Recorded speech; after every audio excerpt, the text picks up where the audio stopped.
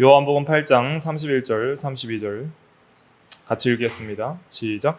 그러므로 예수께서 자기를 믿은 유대인들에게 이르시되 너희가 내 말에 거하면 참으로 내 제자가 되고 진리를 알지니 진리가 너희를 자유롭게 하리라. 아멘. 참된 믿음은 무엇인가? 주님의 말씀에 거하는 것입니다.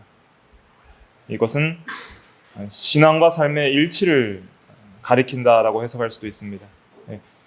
주님의 말씀 안에 거하는 삶, 말씀을 믿고 그 말씀대로 그대로 자신을 만들어 나가며 그 다음에 그대로 살아가는 것, 그 신행일치라고 할 수 있죠. 신앙과 행실의 일치, 그것이 예수님의 말씀에 거하는 것입니다. 그럴 때 주님의 참 제자가 되고 교회가 될 수 있습니다.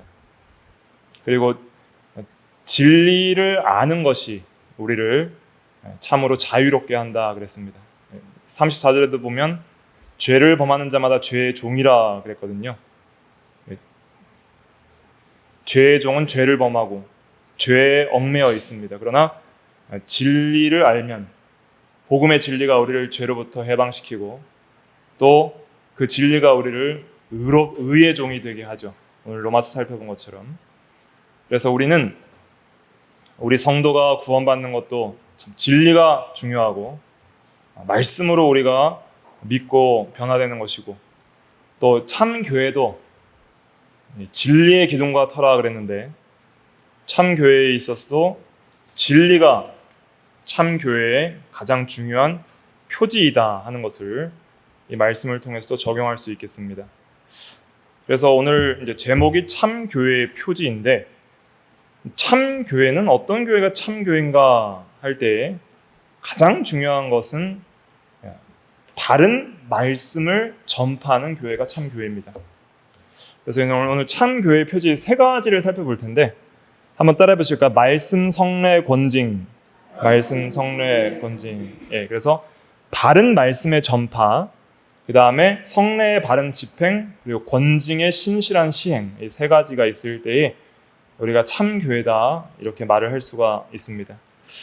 이제 종교 개혁 이후에 우리가 로마 가톨릭이 참 교회가 아니다라는 생각을 가지고 참 교회를 세우는 것이 종교 개혁인데 종교 개혁 이후에도 여러 교파가 생겼습니다. 그 당시에도 제세례파 같은 교파가 있었는데 제세례파 같은 경우에는 참 성도만 교회에 있어야 된다 생각을 했던 교회예요. 정말 중생의 증거를 확실히 보고 어떤 가라지도 용납하지 않겠다 하는 교회가 제세례파였습니다. 그래서 전에 받은 교회, 거짓된 교회에서 받은 세례 다 인정하지 않고 세례 다시 받으라는 것이죠.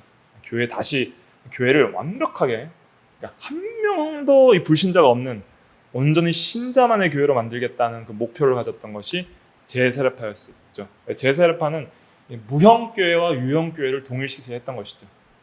우리가 이제 무형교회, 유형교회 배웠잖아요. 무형교회는 보이지 않는 하나님만 보는 교회지만은 그것은 참 택자들만의 모임이고 그것은 우리가 알 수 없습니다. 그러나 유형교회 안에는 택자도 있고 또 뭐도 있어요? 가라지도 있어요. 그리고 예수님께서 가라지 남겨놓으라 했어요? 안 남겨놓으라 했어요? 남겨놓으라고 했어요. 억지로 뽑다가 알곡도 뽑는다. 근데 이제 제세례파 같은 건 억지로 뽑으려고 했던 사람들이에요. 그래서 어떤 이제 가라지도 용납하지 않겠다. 그러다 보니까 좀 변질이 된 것이죠. 로마 가톨릭 경우에는 이제 유형교회를 중심으로 생각했죠. 보이는 자기네 교회만 참교회다. 로마 가톨릭은 우리만 참교회다. 가톨릭만 참교회다 하는 그 교회입니다. 그 가톨릭 교회 바깥에 나가면 구원을 잃는다. 오늘날도 이렇게 가르치는 교회들이 있어요. 우리 교회 나가면 당신 복 못 받는다. 이렇게 해서 무서워서 교회 못 나가게 그렇게 가르치는 그렇게 하는 사람들도 있는데 그게 잘못된 겁니다. 그래서 아무튼 우리가 이제 로마 가톨릭도 이제 종교 개혁 이후에 이제 우리 선배들이 비판을 하고 또 제세례파 같은 그런 경우들도 극단적으로 나가는 것을 우리가 비판을 하면서 우리가 이제 무형교회는 하나님만 아시고요, 그죠? 무형교회는 하나님만 보시고 그럼 이제 우리가 볼 수 있는 건 유형교회잖아요. 이렇게 예담교회 같은 유형교회인데 이 유형교회가 각 지역마다 여러 교회가 있단 말이죠. 그럼 그 교회 중에 어떤 교회가 이단이고 어떤 교회가 참 교회냐, 그리고 어떤 교회가 더 성경적인 순결한 교회냐라는 것을 우리가 외적으로 좀 분별할 수 있는 기준이 필요하지 않느냐라는 그런 고민들이 생기게 된 것이죠. 그래서 그 기준을 뭘로 잡을 것인가 이렇게 생각했을 때 대부분 동의한 것은 말씀이 기준이 된다. 이걸 동의를 했고요. 그 다음에 이제 성례까지 말하는 분들도 있고 또 권징까지 말하는 분들도 있습니다. 그래서 가장 중요한 기준은 첫째가 말씀이고요. 그 다음에 이제 성례와 권징도 이 말씀대로 이렇게 이루어지는 질 때의 참교회의 표지가 될 수 있다. 이렇게 본 것이죠. 그래서 이제 이 세 가지를 좀 살펴볼 텐데, 먼저는 참된 교회의 기준이 되지 않는 것부터 좀 생각을 해보면, 우선 분명한 것은 참된 교회의 기준은 외적인 것이어서는 안 된다는 것이죠. 외적인 것, 즉 교회의 크기. 자, 교인 수가 제일 많은 교회가 참교회다. 그러면은 천주교회, 로마 가톨릭이 클까요? 아니면 개신교회 전체 합한 게 클까요?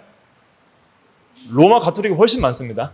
네, 훨씬 많아요. 2배 이상 되는 걸로 좀 추정을 하는데, 로마 가톨릭의 수가 더 많습니다. 개신교 수보다. 그러면 이제 근데 우리는 로마 가톨릭을 참교회라고 인정을 안 하는 것이죠. 종교 개혁자들 이후에 개혁교회는 심지어 이 신앙고백서에 보면은, 신앙고백서 25장 6항에 보면은 주 예수 그리스도 외에는 교회의 머리가 없다. 오히려 로마 교황은 적그리스도요, 죄악의 사람이며 멸망의 아들이다.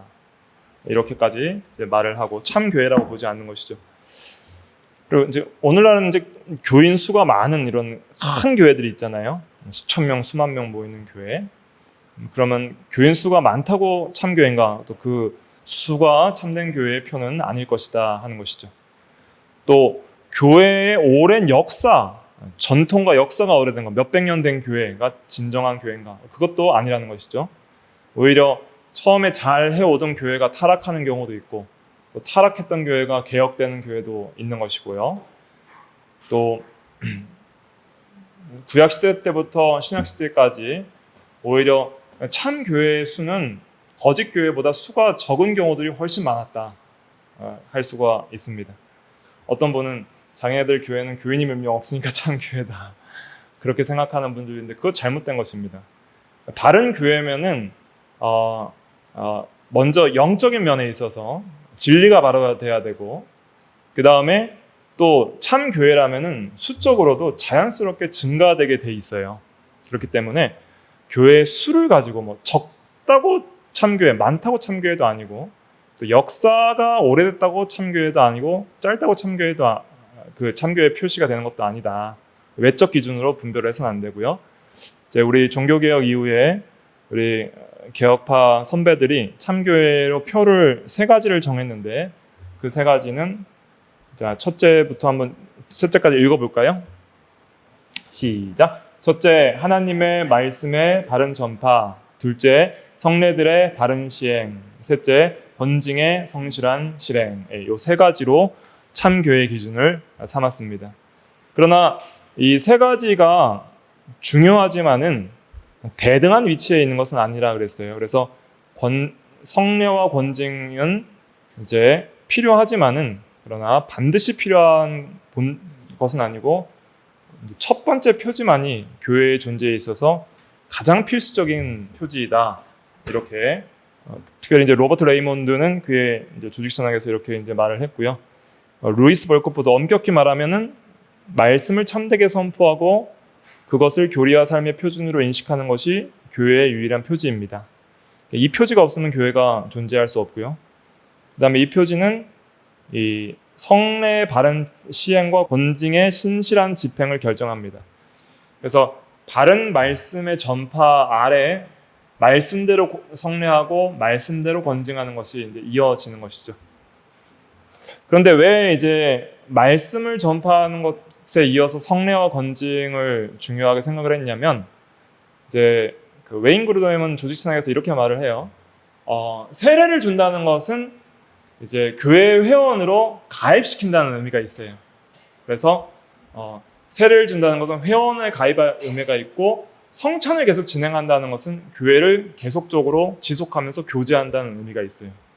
그래서 이 성례라는 것은 예수님께서 세상 끝날까지 명령하신 교회에 주신 그런 규례이기도 하고, 또 이제 단순히 우리가 어떤 뭐 성경 공부 모임, 뭐 기도 모임, 그 성도가 모였다고 그냥 교회가 되는 건 아니잖아요. 목회자가 있고 목회자가 설교를 바르게 하고, 그 다음에 성례를 집행하면서 이 유형교회는 교회로서 계속적으로 교회를 유지해 나가겠다고 하는 것이 이제 성례를 통해서 유지가 되는 거예요. 그래서 그리고 권징은 또 어떤 의미가 있어요? 권징은 잘못된 죄악과 교리에 대해서 이제 그 바르게 교정하는 의미가 있는 것이죠. 잘못되게 나가면은 교정을 해야 될 거 아니에요? 그런 의미에서 권징이 필요하다. 성례는 교회로서 계속 교회를 이어나가겠다는 의미가 여기 들어있다. 이렇게 좀 이해하시면 되겠습니다. 그래서 성례는, 세례는 가입, 성찬은 계속적인 지속적 교제, 그리스도와 또 성도들 간의 교제의 의미가 있다. 이렇게 먼저 좀 서론적으로 정리를 하도록 하겠습니다. 참 교회의 표지에 대해서 좀 구체적으로 자세하게 말한 신앙 고백서는 벨직 신앙 고백서가 있습니다. 앞으로도 OF 시간에 벨직 신앙 고백서를 한번 전체를 다뤄야 될 것 같은데, 벨직 신앙 고백서 기회가 되시면 한 번씩 읽어보세요. 은혜가 됩니다. 또 눈물도 날 수도 있어요. 그래서 우리는 이렇게 믿습니다, 이렇게 고백을 하는 건데, 한번 이거는 좀 읽어보겠습니다.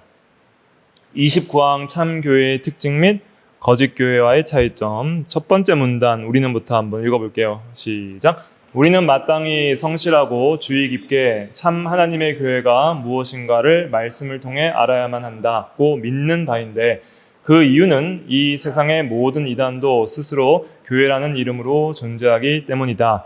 여기서 우리가 말하는 것은 위선자들, 비록 외형적으로는 교회 안에서 선한 성도들과 함께 존재하면서 실상은 참 교회의 요소가 아닌 자들에 대하여 말하는 것이 아니다. 여기서 우리가 말하고자 하는 것은 스스로 교회라고 부르는 온갖 이단들로부터 참 교회의 하나됨이 반드시 구별되어야 한다는 것이다. 네.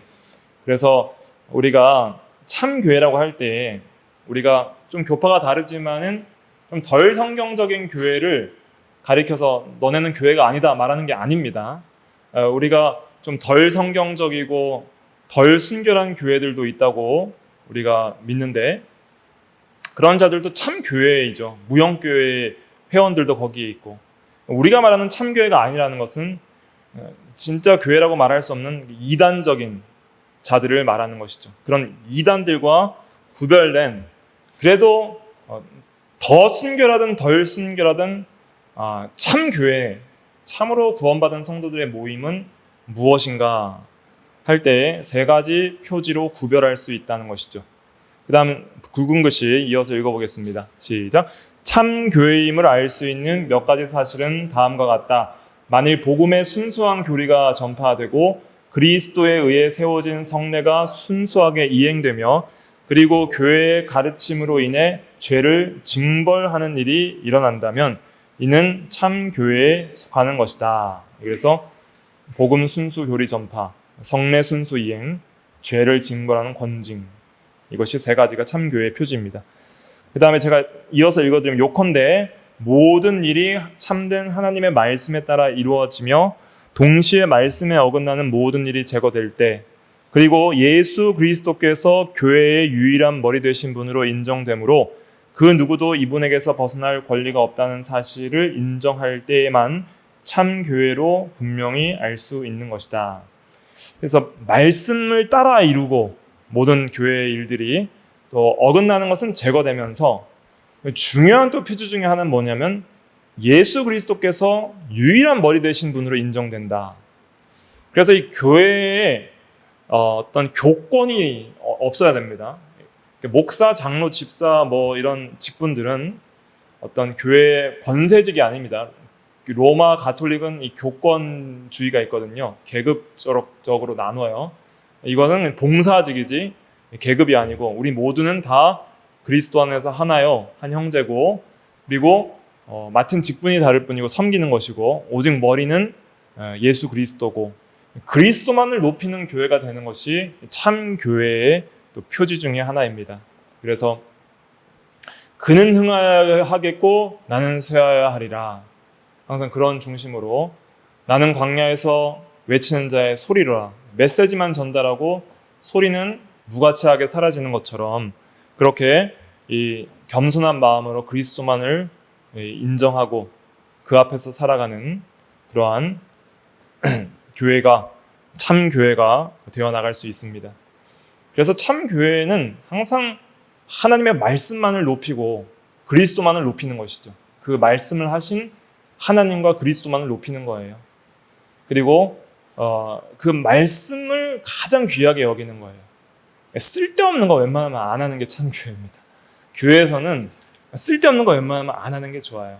그래서 교회에서 뭐 이 세상적인 것들 들고 들어와서 뭐 심리학 가르치고 교회에서 예배 시간에 다른 거 뭐 교제에 중심을 두든지 아니면 다른 어떤 육신을 즐겁게 하는데 관심을 두기보다는 우리가 사람을 기쁘게 하지 말고 그리스도를 기쁘게 해야 된다 그랬어요. 내가 사람을 기쁘게 하라 하나님을 기쁘게 하라. 내가 사람을 기쁘게 한다고 했다면은 그리스도의 종이 아니니라. 갈라디아서 1장엔 바울이 그렇게 말을 했는데 어떻게 하든지 목사나 모든 직분자나 성도들이 그 그리스도만을 높이려고 하고 그의 말씀만을 증거하고 그대로 믿고 순종하려고 할 때에 더 순결해지는 겁니다.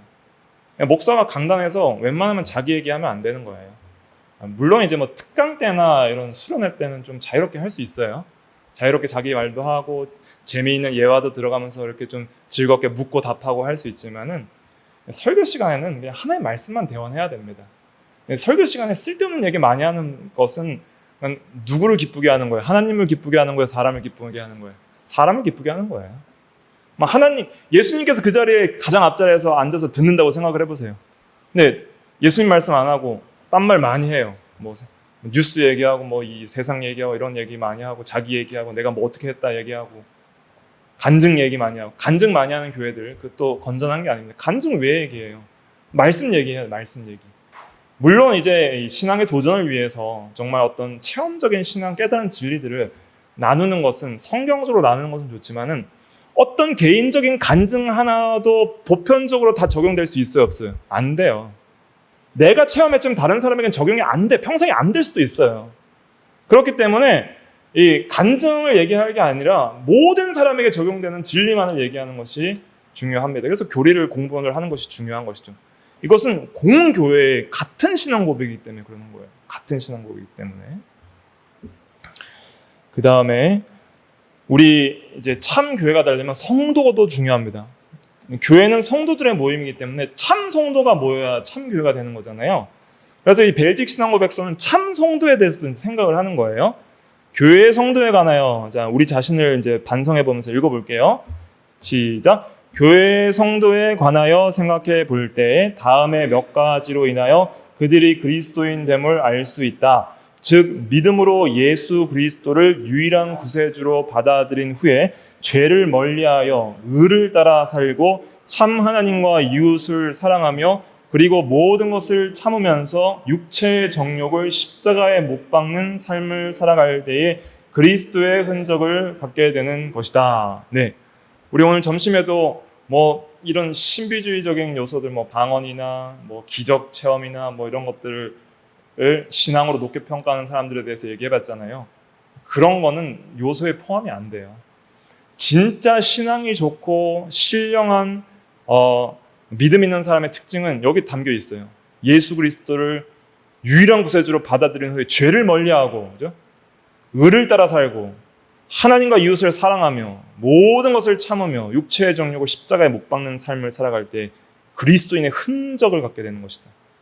저 사람을 볼 때 그리스도를 읽어낼 수 있는 것이다. 그리스도의 편지로. 이게 진짜 신앙입니다. 이거 없으면은 표가 없는 거예요. 참 성도의 표가. 이런 성도들이 많이 모일 때 그 교회가 참 교회로서 든든하게 서갑니다. 그러나부터 다시 읽어볼게요. 시작. 그러나 그렇다고 해서 그리스도인들에게 마치 허물이 전혀 없는 것처럼 오해해서는 안 된다. 다만 그리스도인들은 모든 생활에 있어서 성령을 힘입어 모든 죄악과 싸워 나가면서 그리스도를 믿는 믿음을 통하여 모든 죄를 사해 주신 우리 주 예수 그리스도의 보혈과 죽으심, 고난당하심, 그리고 순종하심에 힘입어 살아가는 것이다. 물론 우리가 다 부족하죠. 저도 부족하고 허물이 없는 것처럼 오해해서는 안 된다. 교만해서 안 됩니다. 나는 완전하다. 나는 부족함이 없다. 선줄로 앉아는 뭐 할까 조심하라 했어요? 넘어질까 조심하라. 항상 경계해야 됩니다. 교만은 패망의 선봉이라 그랬어요. 겸손은 종기의 앞잡이라 그랬고, 항상 겸손하면서 내가 죄인 중에 괴수인 줄 알고 그리스도를 힘입어 살아가야 되는데, 힘입어서 예수 없으면 전 죽습니다 하는 신앙으로 예수 믿는 것은 받은 증거 많도다 하면서 예수님을 항상 의지하면서 그렇게 살아가는 사람이 참된 교회의 성도입니다. 거짓 교회란 어떤 교회일까? 거짓 교회 한번 읽어볼게요. 시작. 거짓 교회란 하나님의 말씀의 능력과 권위보다는 그들 스스로의 능력과 권위를 내세우면서 그리스도의 명령에 따르고자 하지 않는 교회이다. 또한 그들은 그리스도께서 가르치신 말씀대로 성례를 시행치 않고 그들 스스로의 생각에 맡긴 채 말씀에서 무언가를 더하는데, 다시 말해서 그리스도보다는 사람에게 더 의존하며 하나님의 말씀을 따라 거룩하게 사는 자를 핍박하며, 그리고 그들의 죄와 욕심과 우상 숭배를 책망하는 자를 핍박하는 것이다. 이 두 가지 유형의 교회는 쉽게 알 수 있고 구별될 수 있다. 쉽게 구별이 되는데, 거짓 교회는 하나님의 말씀의 능력과 권위, 그보다는 그들 스스로 인간적인 능력과 권위를 내세웁니다. 그래서 이 덜 성경적인 교회로 갈수록 점점 인간의 어떤 권위가 되게 높아져 있어요. 목사의 권위가 엄청 신격화되어 있다든지, 아니면 집사, 장로, 권사 이런 분들이 굉장히 영권 있는 사람들처럼 그렇게 신격화되는 경우들이 많이 있습니다. 물론 우리가 어른들과 또 직분자들을 존경하는 건 중요해요. 존경받을 만하게 살아야 되고, 그런 어떤 영적인 성경적 권위를 말하는 것이 아니라 어떤 스스로의 인간적인 그 영적 어떤 계급 이런 것들을 내세우는 그런 경우들을 우리가 매우 중요하게 주의해야 됩니다. 그런 사람들은 그들의 말을 중요하게 생각하죠. 자기 간증. 내가 해봤더니 이렇다더라. 너도 그렇게 하라. 간증 중심이에요. 자기 신앙 경험 중심이에요. 이렇게 하니까 하나님이 은혜 주셨더라. 건강하고 돈 잘 벌고 복 받았다. 니도 그렇게 해라. 내가 이렇게 영안을 보고 너를 보니까 너 이거 이렇게 이렇다. 막 이제 영적으로 막 분별하고 막 평가해주고 이런 것들 조심해야 됩니다. 오히려 이제 물론 그들의 삶을 우리가 말씀으로 점검할 수 있죠. 말씀으로 점검하고 어느 정도 우리가 이 분별력을 가질 수 있도록 해줄 수는 있습니다. 드러난 것에 대해서. 그러나 말씀을 떠나서 스스로의 능력이 중요한, 스스로 자기가 어떤 영권이 있는 것처럼 그렇게 말을 하는 것은 그건 굉장히 위험하다. 인간 중심의 교회가 될 수 있습니다. 또 그리스도께서 가르치신 말씀대로 성례를 시행하지 않고 막 성례에 더하는 것이죠. 로마 가톨릭에서는 총 7가지의 성례를 만들어서 더하게 되는 것이고, 뭔가 이 거짓 교회로 갈수록 하나님이 제정하신 말씀 중심의 성례 외에 다른 어떤 여러 것들 프로그램들을 더하고 의식들을 더하는 경우들이 있습니다. 그런 것들을 굉장히 신성화하는 경우들도 있죠. 그런 것들을 주의하라는 것이죠. 그리스도보다 사람에게 의존하는 것, 이 굉장히 중요하게 생각하셔야 됩니다. 물론 우리가 연약하기 때문에 성도들도 목회자를 좀 의존해서 이렇게 조언을 구하기도 하고 기도를 부탁하기도 하고 그런 것들이 필요하고 있을 수도 있죠. 하지만은 목사 말이면은 다 된다 이렇게 생각하시면 안 됩니다. 목사님이 기도하면은 영빨이 좋다더라 이런 다 그런 거 잘못된 거예요. 자기가 기도해야 돼요. 목사도 기도해야 되고 자기도 기도해야 되고. 그래서 항상 우리가 이 사람들을 통해서 우리가 신앙생활을 하지만은 교회에서 목사들 통하고 직분자들을 통해서 서로 교제하면서 연합해서 하지만 그 모든 이 교회 생활의 교제 가운데 항상 머리는 항상 누구만 돼야 돼요? 예수 그리스도만 돼야 되는 거예요. 이 중심을 잃으시면 안 됩니다. 이걸 잊는 순간 목사도 교만해서 자기가 잘난 줄 알고요. 성도들도 교만해서 자기가 잘난 줄 알게 돼 있어요. 그러면은 교회가 시험이 크게 생깁니다. 파당도 생기고 시험도 크게 생기고 많은 이 어떤 말씀을 떠난 이 죄악된 요소들이 들어오게 돼요. 교만하면 망하는 거예요. 그래서 항상 우리는 사람을 의지하지 않고, 사람은 의지할 존재가 아니라 사랑할 존재예요. 성경 그 어떤 곳에서 사람을 의지하라 말하지 않았어요. 하나님을 의지하라 그랬지. 이웃을 사랑하라 그랬습니다. 항상 나보다 남을 낮게 여기고 겸손하게 섬기며 사랑하며, 이웃이 좀 잘한 것은 우리가 본받고 잘못한 것은 좀 덮어주고, 또 때로는 필요하면 이렇게 교정해주고 기도해주고 하는 것이죠. 사람을 의지하지 말고 말씀을 따라서 거룩하게 사는 자들 우리가 핍박하면 안 됩니다.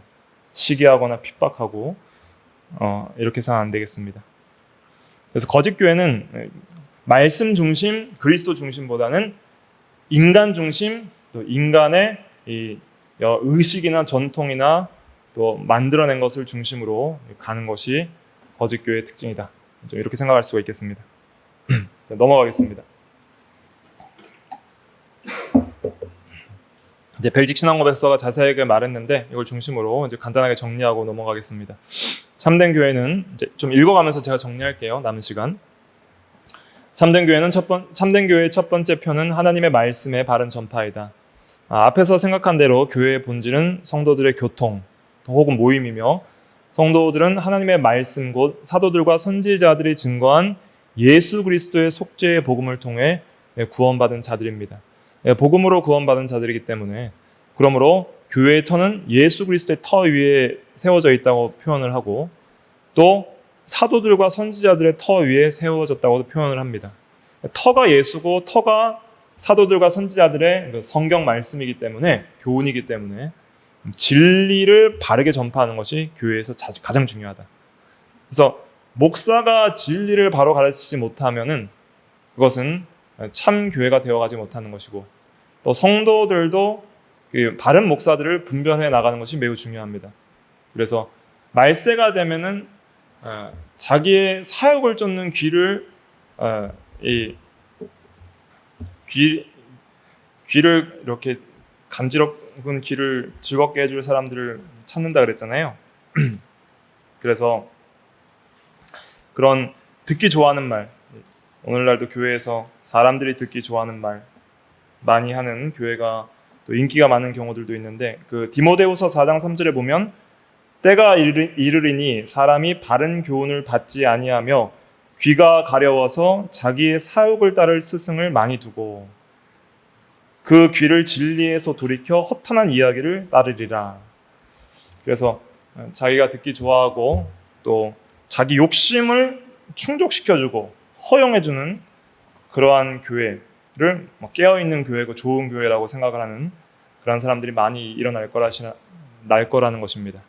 하지만 우리는 진리를 보수해야 됩니다. 보수하고 보존하고 그 다음에 바르게 가르치는 것이 중요합니다. 성경에도 보면 하나님의 말씀을 듣는 자가, 바르게 듣는 자가 하나님께 속한 자라 그랬죠. 요한복음 8장 47절에도 하나님께 속한 자는 하나님의 말씀을 듣나니. 그래서 하나님의 말씀을 바르게 가르치고 듣는 교회, 가르치고 듣는 교회가 참 교회다. 그리고 그 말씀은 교리적으로도 바르게 돼야 되기 때문에, 우리가 역사적으로 바르게 전해져온 우리 개혁교회 교리들에 입각해서 자의적으로 해석하지 않고 또 성경적으로 성경 전체의 원리에 맞게 그렇게 해석을 하는 것이 바른 성경적 가르침이라 그렇게 할 수가 있겠습니다. 그래서 항상 더 성경적인 가르침에 설 수 있도록 우리가 서로 다 많이 힘을 써야 됩니다. 그래서 목사가 때로는 목사도 오류에 빠질 수 있고 또 더 잘 깨닫지 못해서 더 온전하게 가르치지 못할 때도 있고 때로는 실수할 때도 있어요. 그래서 그것도 칼빈도 목사도 다 연약함이 있기 때문에 실수할 수도 있다 인정을 하는데, 그럴 때는 또 교인들이 또 목사를 위해서 기도를 해주고, 또 혹시 목사의 가르침이 전의 가르침과 좀 잘못돼 보이는 게 있으면은 그런 거 좀 지적을 해야 됩니다. 그 지적을 하셔야 돼요. 그래서 교정할 수 있도록 그렇게 해야 돼요. 이 목사가 나이가 들어서 할아버지가 될수록 누가 지적해주는 사람이 없거든요. 그러면 나이가 들면은 누구한테 이제 지적받을 일이 없으니까 잘못 나가도 교정해줄 사람이 없어요. 그런데 예를 들어 보면은 그 세계적인 3대 칼빈주의 신학자 중에 그 아브라함 카이퍼, 비비 어필드, 헤르만 바빙크 세 사람이 있는데, 그 아브라함 카이퍼 목사님은 이제 네덜란드 쪽에서 원래 자유주의 신학자였어요. 그래서 이 예수 그리스도의 십자가 부활과 대속 진리들을 믿지 않고 성경을 인간적인 책으로 생각하고 그렇게 이제 자유주의적인 신학을 막 가르치니까 그 방앗간 주인의 따님이 기독교 강요에 아주 박식한 분이었거든요. 그러니까 카이퍼 목사님을 아주 책망을 하면서 당신 하는 설교를 내가 못 듣겠다. 십자가 부활에 대한 진리를 바르게 가르치고 기독교 강요를 좀 제발 읽어라. 그렇게 이제 훈계를 했더니 카이퍼 목사님이 겸손하게 그 훈계를 받고 가서 그렇게 공부를 해서 이제 자유주의 신학자에서 정통 칼빈주의 신학자로 이렇게 이제 교정이 되게 됩니다. 그러니까 교인들이 목사님을 그렇게 만든 거예요. 그러니까 그래서 어떤 의미에서는 이제 목사가 좀 잘못하면 교인들이 좀 말씀대로 교정을 할 수 있는 그런 실력과 또 믿음이 있어야 되고요. 또 교인들이 좀 잘못하면 목사가 또 이렇게 사랑과 은혜로 또 교정할 수 있는 그런 믿음이 있어서 서로 이렇게 교회가 더 성경적일 수 있도록 하는 것이 중요합니다. 아무튼 유형교회는 완벽한 교회는 없다 하는 것을 우리가 좀 생각을 하면서 더 성경적인 가르침으로 가르치고 또 듣는 교회가 되면은 하나님이 기뻐하시는 교회가 됩니다. 그 웨스트민스터 신앙고백서 25장 4항과 5항에도 보면은 순결한 교회도 이제 오류에 빠질 수 있다고 말하고 있고요. 한번 4항을 먼저 읽어볼까요? 시작. 이 공교회가 때로는 더 잘 보이기도 하고 때로 잘 안 보이기도 한다. 이 공교회에 속하는 각 교회들의 얼마나 더 또는 덜 순결하게 복음의 교리를 가르치고 수용하는 것과 규례들을 시행하는 것과 공적 예배를 행하는가에 따라서 더 순결하거나 덜 순결하다. 네, 그래서 덜 순결한 교회도 있고 더 순결하던 교회도 있는데 복음 교리를 얼마나 제대로 가르치는가에 달려 있고 또 성례 같은 규례를 시행하고 공적 예배를 복음대로 하는가에 따라 순결성을 판단할 수 있습니다. 5항도 읽어볼게요. 시작. 하늘 아래에 있는 가장 순결한 교회라도 혼합되고 오류에 빠질 수 있다. 그리고 어떤 교회는 그리스도의 교회가 아니라 사탄의 모임이 될 정도로 타락하기도 했다. 그럼에도 불구하고 이 땅에는 하나님의 뜻을 따라 그분을 예배하는 교회가 항상 있을 것이다. 예. 가장 순결한 교회, 상대적으로 가장 순결한 교회도 오류가 있어요, 없어요?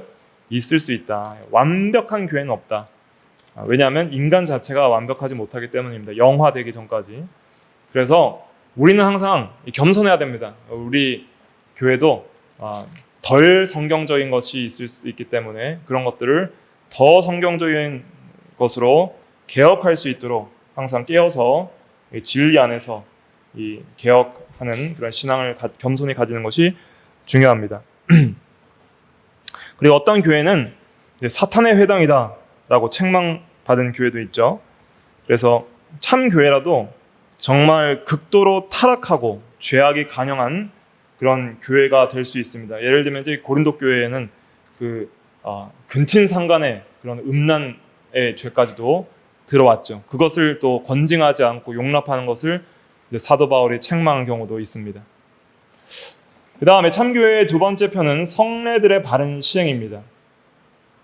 성례라는 것은 이 복음의 진리를 가시적으로 선포하는 보이는 말씀이다. 어거스틴은 이렇게 말을 했는데 보이는 말씀이라 할 수가 있겠습니다.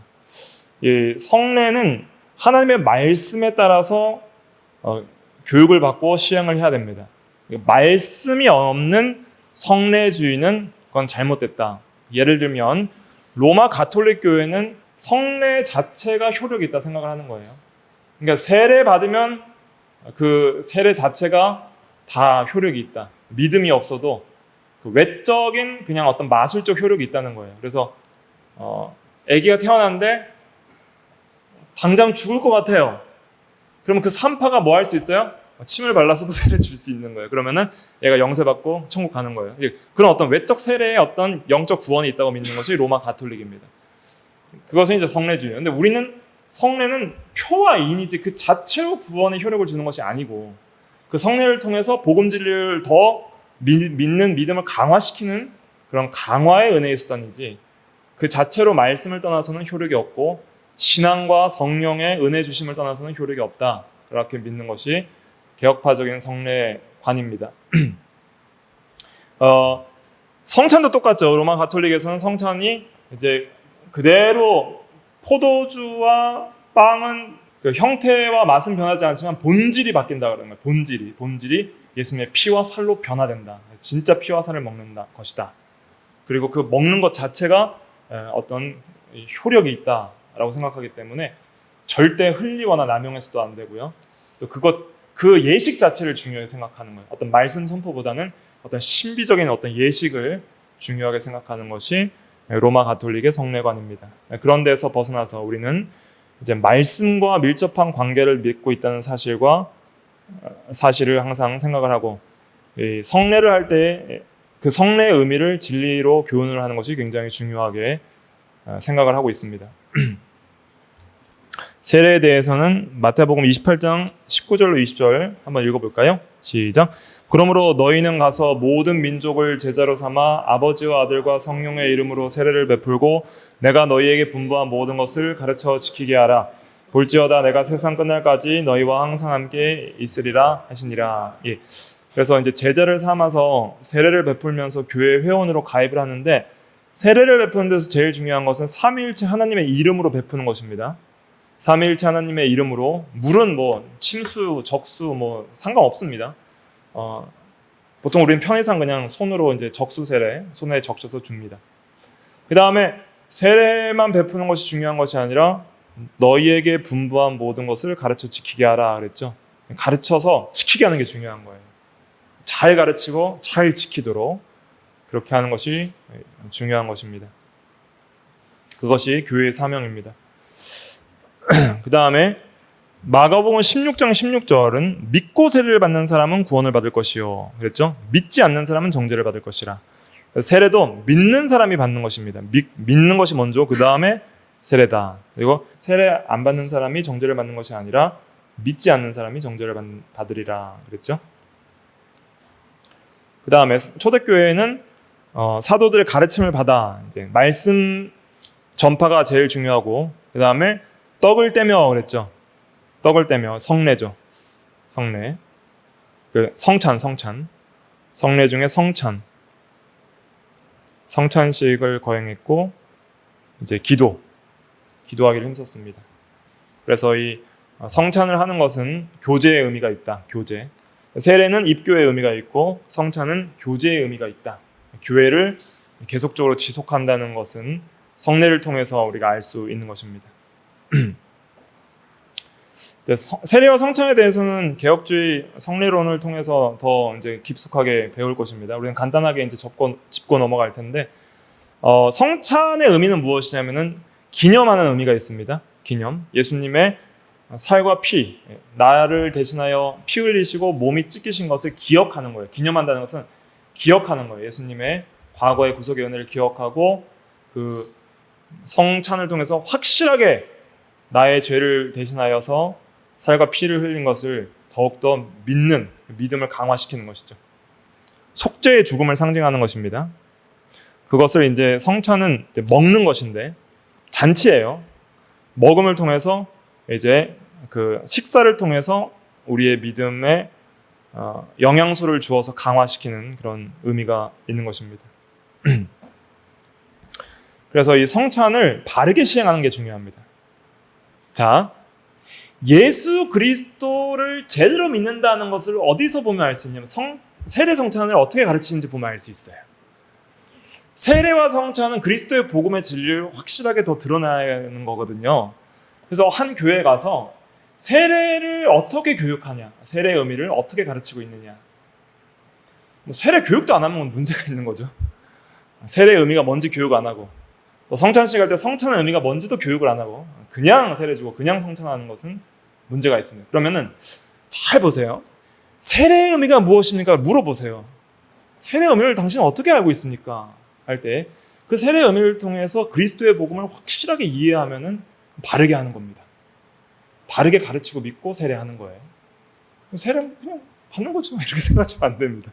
그래서 앞으로 이제 개혁주의 세례론을 전에도 이제 한번 했지만은 좀 더 자세하게 이제 교회론에 들어 있으니까 이제 해볼 텐데, 이거 바르게 이해하셔야 됩니다. 세례의 의미가 뭔지, 성찬의 의미가 뭔지. 그래서 이 세례 성찬을 어떻게 이해하고 있느냐, 요걸 목사한테 물어보면 이 사람이 그리스도에 대한 복음을 바르게 이해하고 있는지 없는지를 좀 많이 알 수 있어요. 많이. 그래서 세례 성찬이 이제 기독론이랑 밀접한 연관이 있거든요. 시간이 다 갔지만은 제가 간단하게 정리만 하고 넘어갈게요. 그 4페이지 맨 위에 보세요. 나중에 다시 할 건데 간단하게 보면은 4페이지 그 세례에 관하여 이렇게 되어 있죠. 세례는 이제 신약의 성례인데 유형교회에 엄숙하게 가입의 의미가 있고요. 그 다음에 은혜 언약의 표화인, 은혜 언약에 참여했다는 표화인이고, 그리스도에게 접붙임, 연합의 의미고요. 중생의 의미 있어요. 그다음 죄사함의 의미가 있고, 새 생명 가운데 행하기로 하나님께 헌신한다는 의미가 있습니다. 그리고 교회 안에서 계속 집행돼야 된다. 이런 여러 가지 의미가 세례에 있습니다. 그 다음에 성찬 볼게요. 성찬은 이제 살과 피를 이제 기념하는 건데, 희생을 기념하는 건데, 이제 그 희생을 통해서 이 주시는 그 은혜들을 보증하는 것이죠. 특별히 죄사함과 영적인 생명과, 그 다음에 그들이 영적인 양식을 먹고 성장하게 하는 것이죠. 믿음을 강화시키는 양식입니다. 영적인 양식. 그리고 의무들을 충성스럽게 이행할 수 있는 힘을 주는 거예요. 그리고 이제 한 떡에 참여하고 한 잔에 참여하면서 그리스도의 한 몸 된 교제와 성도 간의 교제를 상징하는 것입니다. 이런 이제 의미가 있다는 것. 성찬을 통해서 이제 그 그리스도를 어떻게 이해하는지를 더 깊이 있게, 복음을 어떻게 이해하는지를 깊이 있게 이해할 수 있습니다. 넘어가서 참된 교회의 세 번째 표는 권징에 바른 신행입니다.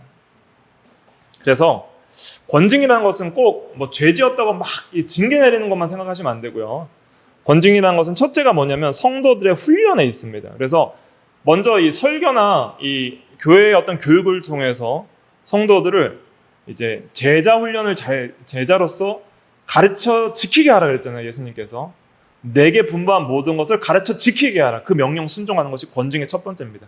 권징은 오류를 교정하기 전에 먼저 바른 것을 잘 가르치는 것이 시행돼야 돼요. 그래서 특별히 설교를 통해서, 복음적 설교와 바른 율법적인 설교를 통해서 이 권징이 또 시행이 되는 것입니다. 오류를 교정시키는 것이죠, 스스로. 그 다음에 드러나는 이 죄를 지었을 때는 교회법상으로 이제 그 오류에 대해서 이제 징계하는 것들이 필요합니다. 그리고 잘못된 교훈을 교회에서 막 설파한다거나 이단적인 자들이 와서 뭐 교회의 질서를 해친다면은 그걸 타협하면 안 됩니다. 이제 항상 이 성도들을 늘리기만을 원하는 그러한 좀 자유분방한 교회에서는 그런 다 타협하거든요. 뭐 이래도 이런들 없다리 저런들 없다리 뭐 그래도 좋고 저래도 좋고. 저에게는 말했죠. 와가지고 새벽 예배 때 방언하면 어떻게 해요? 방언하지 말라. 교회 질서예요. 방언하면 안 됩니다. 싫으면 가는 거예요. 어쩔 수 없어요. 그 사람 잡아 놓으려고 방언 허용하는 교회 많습니다. 제가 부교육자 있을 때도 막 방언을 하는 거예요, 교회에서. 담임 목사님께 방언을 이거 제재해야 되지 않습니까? 근데 뭐 은혜가 된다는데 어떻게 할 거냐고 냅두라고 그러시는 거예요. 그러면 안 되죠. 성경적으로 공교회 예배에서는 방언하지 말라고 돼 있어요. 고린도전서 14장. 통역이 없으면 잠잠하라 그랬거든요. 근데 또 방언, 현대교회 방언은 잘못됐다 그랬죠. 신앙고백서적으로 알아듣는 언어로만 기도하라 그랬죠. 근데 그것을 이제 제재하지 않는 것은 잘못된 것이다. 잘못된 것을 교정하는 것들, 그것은 바른 성경적 교회를 세워나가기 위해서 필수적인 것이죠. 이것들을 우리가 또 더 교리 공부를 잘 해서 하나씩 더 교정해서 참 교회를 세워나가도록 그렇게 힘을 써야 되겠습니다. 기도하겠습니다.